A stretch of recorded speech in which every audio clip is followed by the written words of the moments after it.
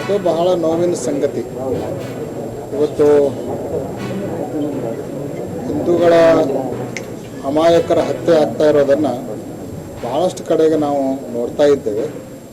ಅದನ್ನು ನಾವು ತೀವ್ರವಾಗಿ ಈ ಸಂದರ್ಭದಲ್ಲಿ ಖಂಡಿಸಲಿಕ್ಕೆ ಇಚ್ಛೆ ಪಡ್ತೇವೆ. ಭಾರತ ದೇಶ ಹಲವಾರು ಸಮುದಾಯ ಸಂಪ್ರದಾಯಗಳನ್ನು ಒಳಗೊಂಡಿರುವಂಥ ಒಂದು ವಿಶಿಷ್ಟವಾಗಿರುವಂಥ ದೇಶ. ಇಲ್ಲಿ ಎಲ್ಲ ಸಂಪ್ರದಾಯಗಳು, ಎಲ್ಲ ಮತ ಕುಲ ಬಾಂಧವರು ಸ್ವಧರ್ಮನಿಷ್ಠೆ, ಪರಧರ್ಮ ಸಹಿಷ್ಣುತೆಯನ್ನು ಪರಿಪಾಲನೆ ಮಾಡ್ಕೊಂಡು ಬರಬೇಕಾಗಿರುವಂಥದ್ದು ಈ ದೇಶದ ಕಡ್ಡಾಯದ ನಿಯಮ.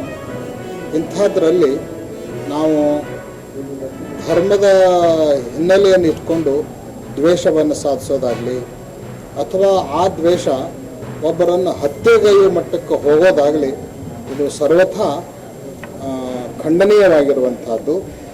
ಯಾವುದೇ ಧರ್ಮ ಅದು ಕೊಲೆಯನ್ನು ಪ್ರತಿಪಾದನೆ ಮಾಡ್ತಿತ್ತು ಅಂದರೆ ನಮ್ಮ ದೃಷ್ಟಿಯೊಳಗೆ ಅದು ಧರ್ಮನೇ ಅಲ್ಲ. ಧರ್ಮದ ಹಿನ್ನೆಲೆಯಲ್ಲಿ ನಾವು ಅದನ್ನು ಮಾಡ್ತಾ ಇದ್ದೀವಿ ಅಂದರೆ ಧರ್ಮವನ್ನು ಸರಿಯಾಗಿ ತಿಳ್ಕೊಂಡಿಲ್ಲ ಅಂತಲೇ ಅರ್ಥ ಹೊರತು ಬೇರೆ ಏನೂ ಅಲ್ಲ.